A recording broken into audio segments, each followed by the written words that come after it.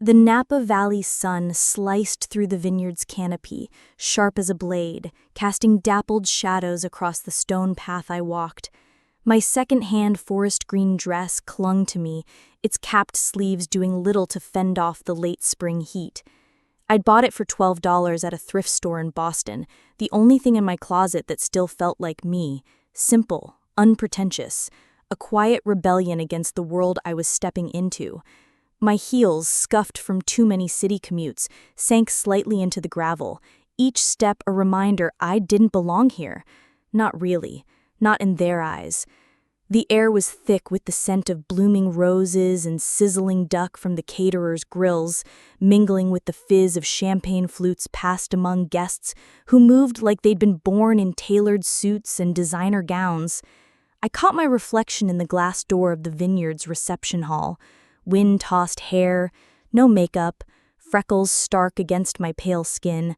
I looked like an interloper, someone who'd slipped through the cracks of an invitation list meant for people with bigger bank accounts and louder laughs. This was my brother Jason's wedding, the event of the season, and I, Lily, was the odd one out. I scanned the crowd hoping for a familiar face, someone who might anchor me in this sea of wealth and pretense. No one met my eyes. A waiter breezed past, his tray of bubbling flutes tilted toward a group of women in glittering heels, their laughter sharp and practiced. I reached for a glass, but he didn't stop, didn't even glance my way. My fingers curled back into my palm, and I forced a smile, pretending I hadn't noticed. I wasn't here to make waves. I was here because, despite everything, they were still my family. Or so I told myself. Across the patio, my mother stood, her silhouette as rigid as the olive trees lining the venue. Her eyes locked onto me, narrowing as she approached, her lips pursed like she was tasting something sour. I braced myself, smoothing the front of my dress, hoping for a moment of warmth, a nod to the fact I'd flown across the country for this. Instead, she stopped a few feet away, her gaze sweeping from my worn shoes to the neckline of my dress. "You look," she paused, her voice clipped, "decent." No hug, no, "You made it, Lily." No acknowledgement that I'd come alone, without a +1, while everyone else arrived in pairs or entourages, their lives polished and paired like the wine glasses clinking around us. Before I could respond, she turned, her heels clicking as she glided toward a woman in a tighter dress, her diamonds catching the sunlight. I stood there, rooted, the weight of her dismissal settling like dust in my chest. Jason was no better. My brother, the groom, stood near a cluster of olive trees, his laughter booming as he clutched a glass of amber liquor, his other arm slung around his fiancée's waist. Her ivory lace gown shimmered, probably worth more than my grad school tuition. I'd met her twice, but when her eyes flicked toward me, there was no spark of recognition, just a polite, fleeting glance, like I was an interloper, someone who'd slipped through the cracks of an invitation list meant for people with bigger bank accounts and louder laughs. I lingered at the edge of the gathering, pretending to search for someone, anyone, to avoid looking as lost as I felt. My fingers twisted the strap of my purse, the leather worn soft from years of use. I didn't come to cause a scene. I came because family was supposed to mean something, even if mine had spent years proving it didn't. Then I saw him. A town car rolled up to the gravel circle at the edge of the vineyard, its tires crunching softly. The door opened and out stepped Grandpa Joseph, his frame stooped but stubborn, his dark blue suit slightly too big, the tie knotted crookedly. He was 82, his knuckles spotted with age, but his eyes, those sharp hazel eyes, lit up when they found me. "Lily," he rasped, his voice thin but warm, cutting through the hum of the crowd. "You're the only one worth flying for." I crossed the distance between us in a heartbeat, wrapping my arms around him. He smelled of aftershave and peppermint gum, a scent that pulled me back to childhood summers when he'd let me tag along through the vineyard, teaching me to spot the strongest vines. He'd flown 6 hours across the country for this, at his age, when most would have stayed home. I held on a moment longer, my throat tight. No one else approached. No one else cared. The guests kept their distance, their eyes sliding past him like he was part of the scenery, not a man who built something extraordinary. I offered to help him find his seat, but a staffer intercepted, waving us toward the far side of the patio. We passed the flower arch, the lily-strewn pond, the outdoor kitchen where chefs plated hors d'oeuvres with surgical precision. Then I saw it, a single plastic chair, wedged between two overflowing trash bins, the air around it humming with the heat of catering vents. My stomach twisted. "There must be a mistake," I said, turning to the staffer. He shrugged, checked a clipboard, and walked off without a word. I spun toward my mother, who stood 20 feet away, adjusting her bracelet in the sunlight, her face serene, untouchable. "Why is Grandpa sitting there?" I asked, my voice low but edged with something I couldn't contain. Her gaze flicked past me like I was a smudge on her perfect day. "She insisted on coming," she said coolly. "I told him he wouldn't enjoy himself. Beggars can't be choosers." "He's not a beggar," I shot back, my voice steady but burning. I stepped closer, searching her face for a crack, a hint of shame. There was none. Her eyes were cold, her jaw tight. "That old man will embarrass us," she hissed, leaning in so only I could hear. "The way he talks, the way he eats, the way he smells." I stared at her, truly looked, and saw not just indifference, but cruelty, polished and perfumed. My fists clenched, nails biting into my palms. I wanted to scream, to shake her, to demand why she thought she could discard him, discard us. But I didn't. I turned, my heels grinding into the gravel, and walked back to Grandpa. He sat in that plastic chair, his hands folded calmly, like he expected this, like he knew they'd try to erase him. The rehearsal dinner was starting, the crowd settling into their assigned seats. I'd been placed at a table near the valet station, next to a teenager who looked as out of place as I felt. I watched the family table fill with strangers, business associates, distant cousins, people who'd never called Grandpa on his birthday. My chest ached, a dull, familiar pain. I couldn't sit there, pretending this was normal. I stood, my legs moving before my mind caught up, and stepped onto the small platform by the welcome arch. I tapped a fork against my water glass, the chime cutting through the chatter. Heads turned, conversations died. "Excuse me," I said, my voice trembling but clear. I took a breath, steadying myself. "I just want to ask." I paused, meeting their eyes, dozens of them, curious, annoyed, indifferent. "Why is my grandfather seated by the trash bins while strangers sit at the family table?" Silence. Thick, suffocating silence. Then the sharp click of heels on stone. My mother stormed up the aisle, her face flushed, her hand raised before I could react. The slap cracked across my cheek, a gunshot in the quiet. Gasps rippled through the crowd. "You ungrateful thing," she hissed, her voice venomous. "You don't belong here." She turned to a staffer. "Escort her out." The sting burned hot across my face, but I didn't touch it. I didn't cry. I stepped back, my heels catching in the gravel, my dress dragging through the dust. Jason looked away, his jaw tight. My father adjusted his collar, pretending to study the wine list. The crowd watched, some with pity, others with discomfort, but no one spoke, no one moved, except Grandpa. He stood, slow but deliberate, and met me halfway as I reached the edge of the patio. Without a word, he pressed something into my hand, a green silk handkerchief, frayed at the edges, stitched with a faded silver L. I closed my fingers around it, the fabric soft and heavy with meaning I didn't yet understand. I kept walking, out of the venue, past the flower arch, past the pond, until I reached a low stone wall under an olive tree's shadow. I sat, the handkerchief in my palm, my heart too bruised to break again. They'd shown me who they were again and again. This was just the final proof.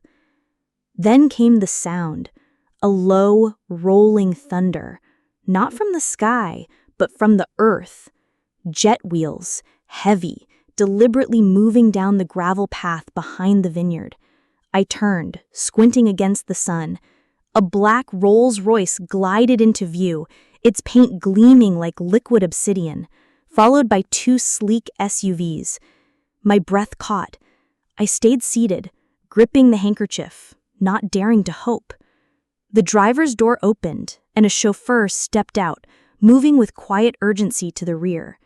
The passenger door swung open, and there he was, Grandpa Joseph, not the stooped figure from an hour ago, but up. The vineyard's reception hall felt like a held breath, the air thick with the aftermath of Grandpa's words.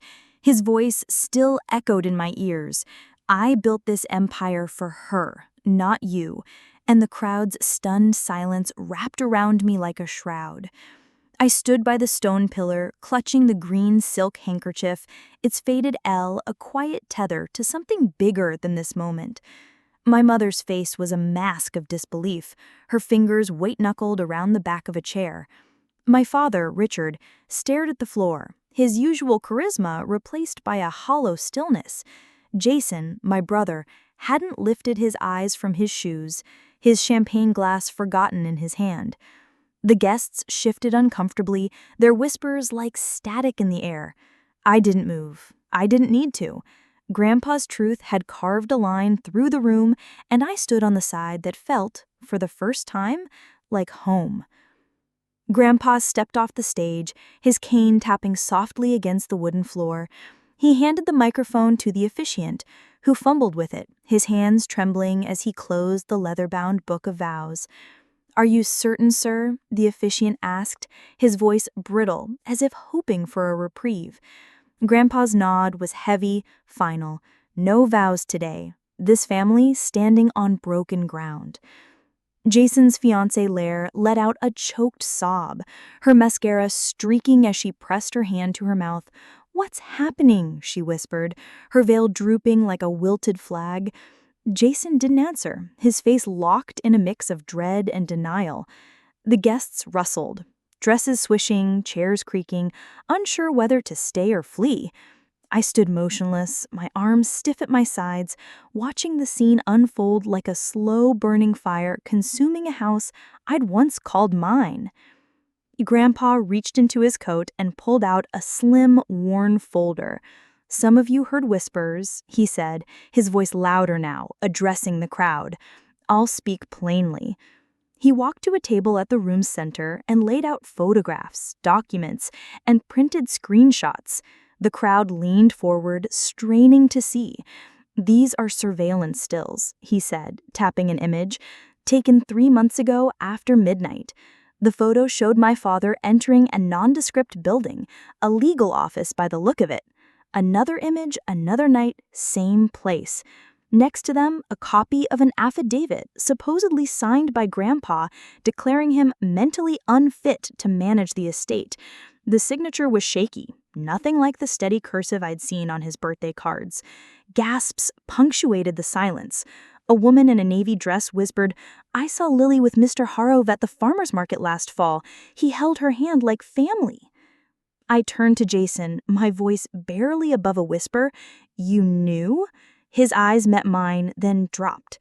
He shifted his weight, the floor creaking beneath him. I didn't want to go along with it," he stammered, his voice cracking. "Mom said it was temporary, just until Grandpa—" He trailed off, unable to finish. I didn't move. "You didn't know they'd cut me out completely," I said, finishing for him. Grandpa's voice cut through like a blade. "You locked her out, Jason. You watched her name vanish and did nothing." Jason flinched, his face pale, as if the truth had slapped him harder than my mother's hand had struck me. A bridesmaid slipped off her heels, muttering, "I didn't sign up for this circus." Claire's father signaled an attendant. "Bring the car round. We're done." The room was unraveling, tension thick enough to choke on. I stepped forward, facing my mother. The sting of her slap still lingered on my cheek, a phantom burn I refused to acknowledge. "I told you you didn't belong," I said, my voice steady, cutting through the murmurs. "Every birthday I wasn't invited to, every holiday where my chair was missing, every time you called me ungrateful because I didn't fund Jason's wedding." Her eyes narrowed, her lips a thin line. "You still don't belong. You never did." I didn't raise my voice. I didn't need to. "I used to believe that," I said quietly. "I thought I was the black sheep, the disappointment. But I see it now. I was never the embarrassment. You were." Gasps rippled again. An uncle slipped out the side door. A cousin grabbed her purse like a shield. Claire sank into a chair shaking. My father's jaw clenched, his eyes anywhere but on me. Grandpa stepped toward me, his eyes fierce yet exhausted. He extended a folded paper, cream-colored, embossed with a seal. "I never stopped believing in you, child," he said, his voice low but unyielding. "They won't erase you again." I took the paper, my fingers trembling. It was the deed to the vineyard, my name printed boldly at the top. The weight of it hit me, not just the land, but the trust, the love, the legacy they'd tried to steal.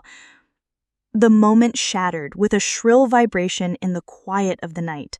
My phone buzzed in my purse, the screen lighting up with a name I hadn't seen in years, Mateo. My stomach clenched. He'd left the vineyard after Jason's restructuring 2 years ago, a quiet exit that had felt like another loss. I stepped outside, the gravel crunching under my heels, and answered. "Lily, you need to come now," he said, his voice hushed, urgent. "They're about to dump everything." I didn't ask what he meant. I grabbed my jacket, my keys, and the portable voice recorder Grandpa had pressed in my hand earlier that evening. "In case they try to bury more than your name," he'd said, his eyes sharp despite the fatigue. I left him in the house, too worn from the day to join me, and drove toward the vineyard's back entrance. The stars were fading, the sky bruising into dawn.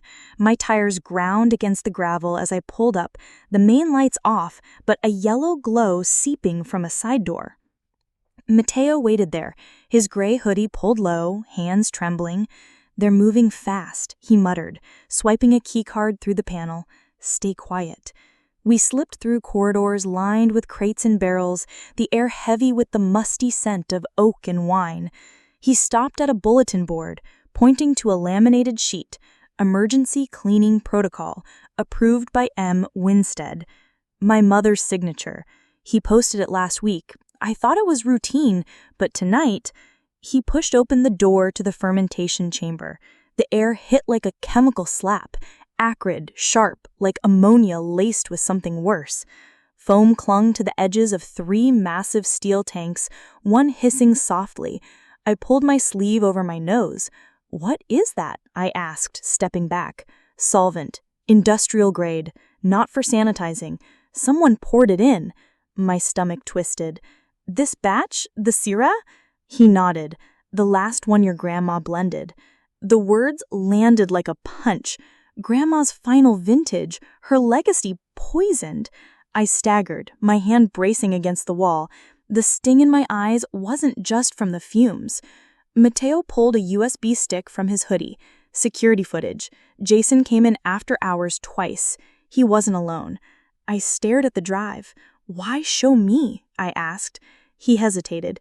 He offered me $10,000 to call it an accident. I took the money, then I came to you. You're the only one who treated this place like more than a trophy. Something snapped in my chest, not loud, but deep, like a root giving away.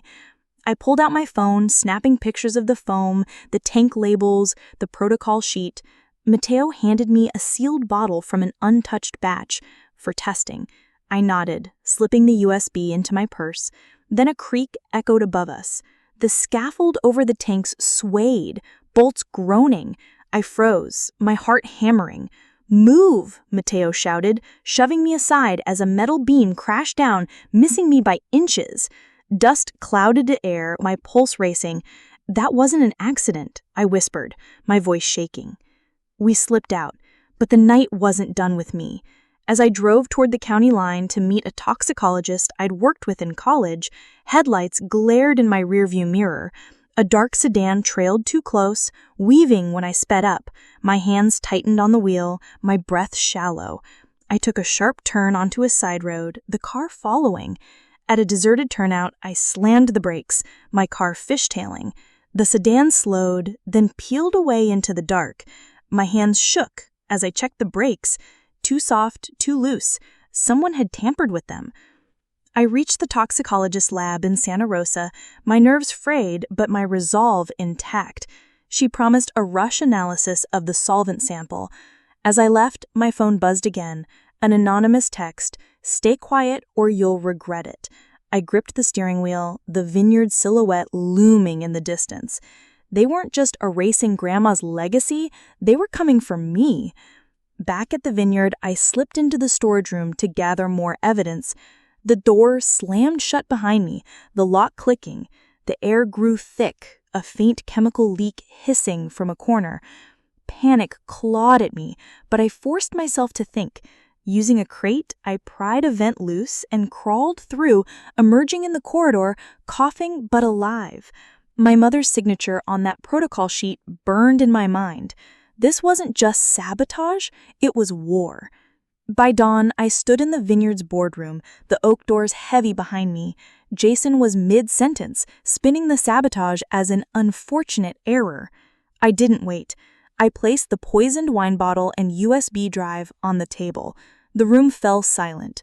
I plugged the drive into the projector, and the screen flickered to life. Jason, after hours, pouring solvent